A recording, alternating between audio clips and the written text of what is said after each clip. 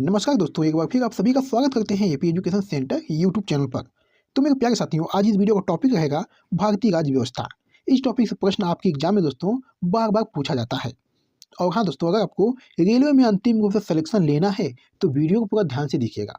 अगर आपको वीडियो पसंद आए, अच्छी लगे तो वीडियो को लाइक कर दीजिएगा। साथ ही साथ दोस्तों चैनल को भी सब्सक्राइब कर लीजिएगा, क्योंकि दोस्तों इस चैनल पर आपको रोजाना जो है टॉपिक वाइज क्लास कराई जाती है, जो आपके आने वाले सभी आगामी परीक्षाओं के लिए महत्वपूर्ण रहता है।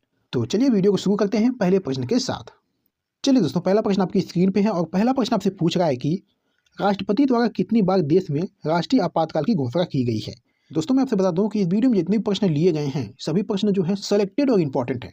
अगर आपको किसी भी प्रश्न का आंसर पहले से पता रहता है तो अपना इसको जो है कमेंट बॉक्स में जरूर दीजिएगा, ठीक है। तो चलिए इस प्रश्न का सही आंसर देने का प्रयास करिएगा, कोई भी दोस्त गलत नहीं करेगा, ठीक है। राष्ट्रपति द्वारा कितनी बार देश में राष्ट्रीय आपातकाल की घोषणा की गई है? तो मैं कहूँगा दोस्तों ये 3 बार की गई है। यानी इस प्रश्न का जो राइट आंसर बनेगा दोस्तों ऑप्शन ए बनेगा। राष्ट्रपति द्वारा दोस्तों राष्ट्रीय आपातकाल की घोषणा जो है 3 बार हो चुकी है। भारत में राष्ट्रीय आपातकाल की घोषणा अब तक 3 बार की जा चुकी है। अक्टूबर 1962 में चीन युद्ध के दौरान, दिसंबर 1971 में पाकिस्तान युद्ध के दौरान दोस्तों, जून 1975 में आंतरिक अशांति के कारण दोस्तों। राष्ट्रीय आपातकाल की घोषणा जो है संविधान के अनुच्छेद 352 के तहत की जाती है दोस्तों। राष्ट्रीय आपातकाल की घोषणा के बाद प्रधानमंत्री को डिक्री जारी करने का अधिकार मिल जाता है। आपातकाल के दौरान चुनाव रद्द किए जा सकते हैं और नागरिकों की आज़ादी को निलंबित किया जा सकता है। आपातकाल के दौरान प्रेस पर सेंसरशिप लगाई जा सकती है। आपातकाल के दौरान राजनीतिक विरोधियों को गिरफ्तार किया जा सकता है दोस्तों, ठीक है। ये सभी महत्वपूर्ण पॉइंट आपको याद रखना है अपने एग्जाम के लिए दोस्तों, ठीक है। चलिए अगला प्रश्न देखिएगा, 15वें वित्त आयोग की अध्यक्षता किसने की थी? बहुत ही अच्छा प्रश्न है दोस्तों। इस प्रश्न का सही आंसर देने का प्रयास करिएगा।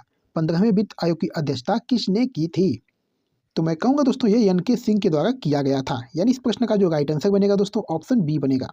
चलिए दोस्तों, वित्त आयोग का मतलब क्या होता है? तो चलिए आपको बताते हैं।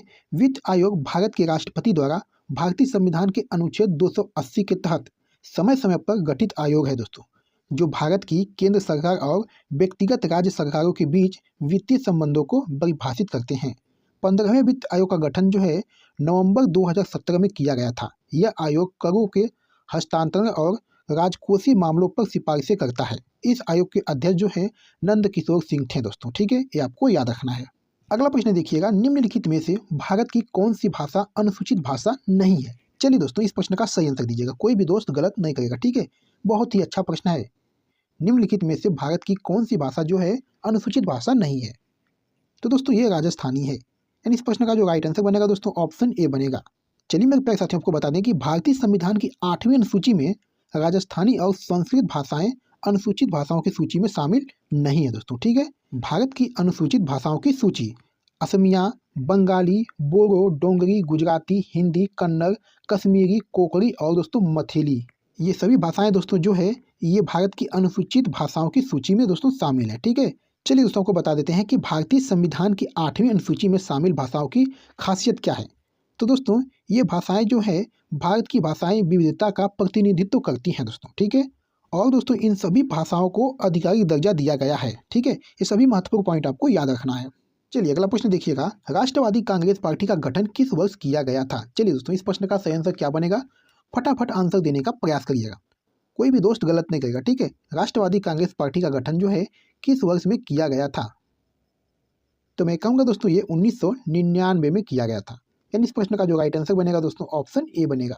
चलिए आपको बता दें कि राष्ट्रवादी कांग्रेस पार्टी की स्थापना जो है 1999 को शरद पवार, पी.एस. संगमा तथा तारिक अनवर ने की थी दोस्तों, जब उन्हें विदेशी मूल की सोनिया गांधी को कांग्रेस अध्यक्ष बनाए जाने का विरोध करने पर पार्टी से निष्कासित कर दिया गया था दोस्तों, ठीक है। ये आपको याद रखना है। चलिए अगला प्रश्न देखिएगा, हमारा राष्ट्रगान जन गण मन किस भाषा में लिया गया है? बहुत ही अच्छा प्रश्न है दोस्तों।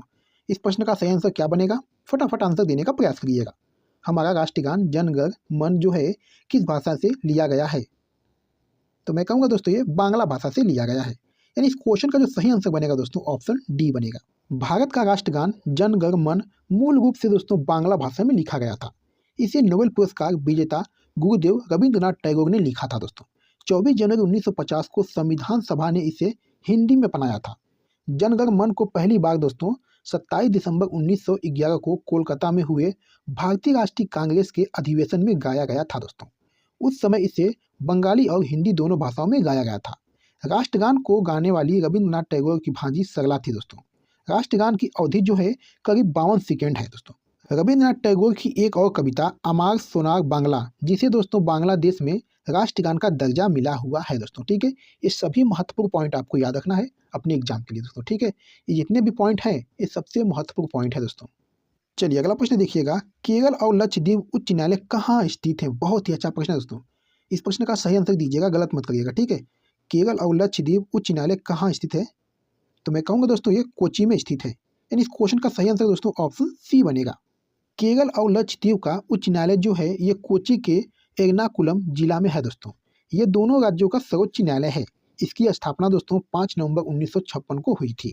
इसकी पहली बैठक एर्नाकुलम में हुई थी दोस्तों। इस न्यायालय के फैसले पर अपील सिर्फ भारत के सर्वोच्च न्यायालय में की जा सकती है दोस्तों। ठीक है, ये आपको याद रखना है। चलिए मेरे प्यारे साथियों, अगला प्रश्न देखिएगा, अंडमान और निकोबार का न्याय क्षेत्र जो है ये किस उच्च न्यायालय के अंतर्गत आता है? चलिए इस प्रश्न का सही आंसर दीजिएगा, बहुत ही अच्छा प्रश्न है। अंडमान और निकोबार का न्याय क्षेत्र जो है ये किस उच्च न्यायालय के अंतर्गत आता है? तो मैं कहूँगा दोस्तों ये कलकत्ता उच्च न्यायालय के अंतर्गत आता है। यानी इस प्रश्न का जो राइट आंसर बनेगा दोस्तों ऑप्शन बी बनेगा। अंडमान और निकोबार द्वीप समूह का न्याय क्षेत्र कलकत्ता उच्च न्यायालय के अंतर्गत आता है।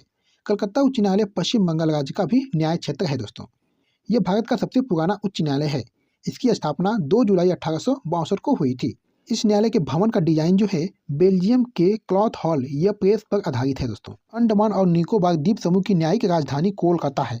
इस द्वीप समूह की राजधानी और सबसे बड़ा शहर पोर्ट ब्लेयर है दोस्तों। ठीक है, ये सभी महत्वपूर्ण पॉइंट आपको याद रखना है। चलिए दोस्तों अगला प्रश्न देखिएगा, भारत के केंद्रीय बजट और रेलवे बजट को किस वर्ष में विलय किया गया था? बहुत ही अच्छा प्रश्न है दोस्तों। इस प्रश्न का सही आंसर देने का प्रयास करिएगा, कोई भी दोस्त गलत नहीं करेगा। ठीक है, भारत के केंद्रीय बजट और रेलवे बजट को किस वर्ष में विलय किया गया था? तो मेरे प्यारे साथियों ये 2016 में किया गया था। यानी इस प्रश्न का जो राइट आंसर बनेगा ऑप्शन बी बनेगा। केंद्र सरकार ने 21 सितंबर 2016 को रेल बजट को आम बजट के साथ मर्ज करने की मंजूरी दे दी थी दोस्तों। दिवंगत अरुण जेटली उस समय वित्त मंत्री थे दोस्तों। इन्होंने 1 फरवरी 2017 को आज़ाद भारत का पहला संयुक्त बजट पेश किया, जिसमें रेल और आम बजट एक साथ शामिल थे दोस्तों। ठीक है, ये आपको याद रखना है। चलिए दोस्तों अगला प्रश्न देखिएगा, भारत में सबसे बड़ा अपीलीय न्यायालय कौन सा है? बहुत ही अच्छा प्रश्न है दोस्तों। इस प्रश्न का सही आंसर देने का प्रयास करिएगा, भारत में सबसे बड़ा अपीलीय न्यायालय कौन सा है? तो मैं कहूँगा दोस्तों ये उच्चतम न्यायालय है। यानी इस प्रश्न का जो राइट आंसर बनेगा ऑप्शन सी बनेगा। भारत में सबसे बड़ा अपीलीय न्यायालय जो है ये उच्चतम न्यायालय है, ये आपको याद रखना है। चलिए दोस्तों आज हम आपको बताएंगे सर्वोच्च न्यायालय और उच्च न्यायालय के बीच अंतर क्या है। चलिए देखिए दोस्तों, सर्वोच्च न्यायालय का निर्णय जो है अंतिम होता है, जबकि उच्च न्यायालय के निर्णयों की समीक्षा जो है सर्वोच्च न्यायालय में की जा सकती है दोस्तों। सर्वोच्च न्यायालय संविधान की सर्वोच्चता की रक्षा करता है और केंद्र और राज्यों के बीच विवादों को सुलझाता है। वहीं दोस्तों उच्च न्यायालय जो है कानून और व्यवस्था को बनाए रखता है। सर्वोच्च न्यायालय मौलिक अधिकारों के प्रवर्तन के लिए रिट जारी कर सकता है। वहीं दोस्तों उच्च न्यायालय जो है मौलिक अधिकारों के प्रवर्तन के अलावा अन्य उद्देश्यों के लिए भी रिट जारी कर सकता है दोस्तों। सर्वोच्च न्यायालय न्यायिक पुनरावलोकन की शक्ति रखता है दोस्तों। सर्वोच्च न्यायालय भारत का शीर्ष न्यायालय है। वहीं दोस्तों उच्च न्यायालय संबंधित राज्य का सर्वोच्च न्यायिक निकाय है दोस्तों। ठीक है, तो मैं उम्मीद करता हूं दोस्तों कि अब आपको पता चल गया होगा कि सर्वोच्च न्यायालय और उच्च न्यायालय के बीच अंतर क्या है। ठीक है दोस्तों, चलिए दोस्तों इस वीडियो का लास्ट क्वेश्चन है, स्वतंत्र भारत के पहले मुख्य न्यायाधीश कौन थे? बहुत ही अच्छा प्रश्न है दोस्तों। इस प्रश्न का सही आंसर दीजिएगा, स्वतंत्र भारत के पहले मुख्य न्यायाधीश कौन थे? तो मैं कहूँगा दोस्तों ये हरिलाल जे कानिया थे। यानी इस प्रश्न का जो राइट आंसर बनेगा दोस्तों ऑप्शन डी बनेगा। तस्वीर में दोस्तों देख सकते हैं ये हैं हरिलाल जे कानिया। चलिए मेरे प्यारे साथियों आपको बता दें, 26 जनवरी 1950 को भारत के गणतंत्र बनने के बाद हरिलाल को भारत के सर्वोच्च न्यायालय का पहला मुख्य न्यायाधीश नियुक्त किया गया। मुख्य न्यायाधीश के रूप में कार्य करते हुए इन्होंने भारत के पहले राष्ट्रपति राजेंद्र प्रसाद को शपथ दिलाई। 6 नवंबर 1951 को 61 वर्ष की आयु में अचानक दिल का दौरा पड़ने से इनका निधन हो गया दोस्तों।